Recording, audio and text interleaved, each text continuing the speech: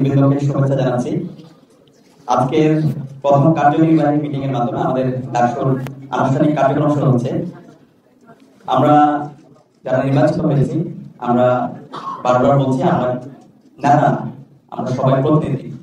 শিক্ষার্থীদের কাজ হচ্ছে আমাদেরকে প্রশ্ন করা, আর আমাদের কাজ হচ্ছে আমরা যে কমিটমেন্ট গুলো দিয়েছি সেগুলো বাস্তবায়ন করা। আমরা এখানে যারা আছি, আসসালামু আলাইকুম বন্ধুরা, ডাকসুর প্রথম কার্যনির্বাহী সভা হয়ে গেছে অলরেডি। আর সভা শেষে জিএস প্রার্থী এবং বিপি প্রার্থী দুইজনেই কথা বলছে এই বিষয় নিয়ে। এছাড়া তাদের কিছু কথা ছিল, তার কথাগুলো আজকের ভিডিওর মাধ্যমে জানতে পারবেন। এছাড়া এস এম ফরহাদ এবং বিপি সাদিক ক্যাম কি কথা বলছে সেগুলো জানতে পারবেন।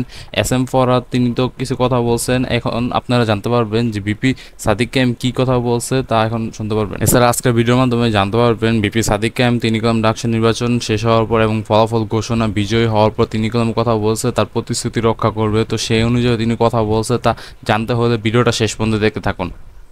আমরা কমিটমেন্ট দিচ্ছি ঢাকা বিশ্ববিদ্যালয়ের 40,000 শিক্ষার্থী, তাদের ব্যক্তিগত সমস্যা, পারিবারিক সমস্যা, তাদের একাডেমিক সমস্যা, ক্যাম্পাসের বাইরে যে কোনো সমস্যা, ক্যাম্পাসে তার একজন আপন বড় ভাই থাকলে অথবা তার ছোট ভাই থাকলে, বোন থাকলে, যেভাবে সে শেয়ার করে তারা যেন আমাদের সাথে শেয়ার করে এবং আমরা প্রত্যেকটা প্রবলেম আমরা ফেস করতে চাই।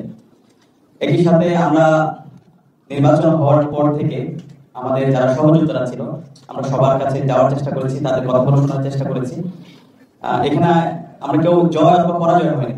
সাদিক কায়েম কথা দিয়েছিল যে শিক্ষার্থীদের প্রত্যেকটা সমস্যা তিনি দূর করবেন এবং প্রত্যেকটা সমস্যার কথা তিনি শুনবেন এবং এটার পরামর্শ দিবেন। এছাড়া এটার একবার শেষ পর্যন্ত যতটুকু এটা সমাধান না হয় ওই পর্যন্ত সর্বোচ্চটুকু চেষ্টা করবেন ওই পর্যন্ত। তো এটা সাদিক কায়েম বলছে। এই সভা শেষেও সাদিক কায়েম একই কথা বলছে, তিনি এই প্রতিশ্রুতি পালন করবেনই। আর এছাড়া সামনে যত কার্যক্রম হবে সবগুলো শিক্ষার্থীদের সামনেই দেখা হবে। এবং সাদিক কায়েম বলতেছে যে শিক্ষার্থীদের এর আগেও তারা গিয়ে এবং তাদের সমস্যার কথা জেনেছে এবং সমাধান করার চেষ্টা করতে চাইতেছে। তো সাদিক কায়েম এবারও বলতেছে যে বিপি প্রার্থী হওয়ার পরও তিনি সবার কাছে যাবে এবং তিনি সমস্যার সমাধান করার চেষ্টা করবে এবং সবার সমস্যাই শুনবে। এটা অথবা হইতে পারে ফ্যামিলি অথবা শিক্ষার্থীদের ক্যাম্পাসের বাইরে অথবা ক্যাম্পাসের ভিতরে যদি সমস্যা থাকে তাহলে এটা সর্বোচ্চটুকু দিয়ে সমাধান করার চেষ্টা করবে। হার জিতের কিছু নেই, আমরা সবাই জিতে গেছি। ডাকসু নির্বাচনের মাধ্যমে জুলাই প্রজন্ম বিজয়ী হয়েছে, ডাকসু নির্বাচনের মাধ্যমে শহীদদের আকাঙ্ক্ষা বিজয় হয়েছে এবং ঢাকা বিশ্ববিদ্যালয়ের 40,000 শিক্ষার্থীরা বিজয়ী হয়েছে। তো আমাদের যারা সহযোগিতারা আছে তাদের যে ইস্তেহার, তাদের যে প্রত্যাশা, সে প্রত্যাশায় আমরা বাস্তবায়ন করবো। তারা প্রত্যেকে একজন আমাদের উপদেষ্টা হিসাবে কাজ করবে। আমরা একই সাথে ডাকসুর সাবেক যারা প্রতিনিধি ছিল আমরা তাদের সাথে সাক্ষাৎ করছি, তাদের পরামর্শ নিচ্ছি। একই সাথে আমরা বিভিন্ন হলে যাচ্ছি, শিক্ষার্থীদের তাদের প্রত্যাশা, তাদের আকাঙ্ক্ষাগুলো শোনার চেষ্টা করছি। আমরা নির্বাচনের আগে যেভাবে ডোর টু ডোর গিয়েছিলাম আমরা প্রত্যেক শিক্ষার্থীদের ডোর টু ডোর যাওয়ার চেষ্টা করবো, তাদের কথা শোনার চেষ্টা করবো।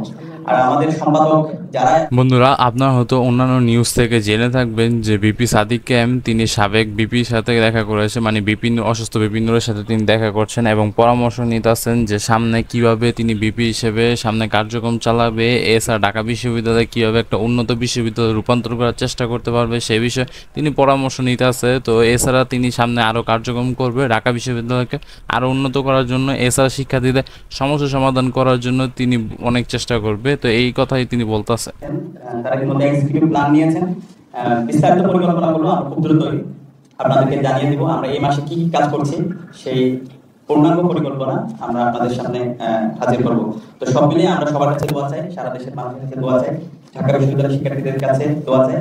আমরা আশা করছি আমরা যে কমিটমেন্টগুলো দিয়েছি প্রত্যেকটা কমিটমেন্ট আমরা বাস্তবায়ন করব ইনশাআল্লাহ। এবং তো বন্ধুরা, আপনারা তো শুনতেই পারলেন যে সাদিক কায়েম কি কথা বলছে। এছাড়া সাদিক কায়েমের কথাগুলো আপনার কাছে কিরকম লাগছে তা অবশ্যই কমেন্ট বক্সে আপনাদের মতামত, নিজস্ব মতামত জানাবেন। কমেন্ট বক্সটা খোলাই থাকে, তো আপনাদের মতামত জানাতে কোনো সমস্যা নেই। তো বন্ধুরা, সাদিক কায়েম বলতেছে সামনে যা তার যে কার্যক্রম করবে তা সবার সামনে বলবে এবং কি করতে চাইতেছে, কোন পরিকল্পনার মাধ্যমে ঢাকা বিশ্ববিদ্যালয়কে উন্নত করবে এটা সামনে তারা বলতেই যেতেছে। তো বন্ধুরা, এই ছিল ভিডিওটি। দেখা হবে নতুন কোনো ভিডিওতে, সে বন্ধু ভালো থাকবেন, টেক কেয়ার, আল্লাহ হাফেজ।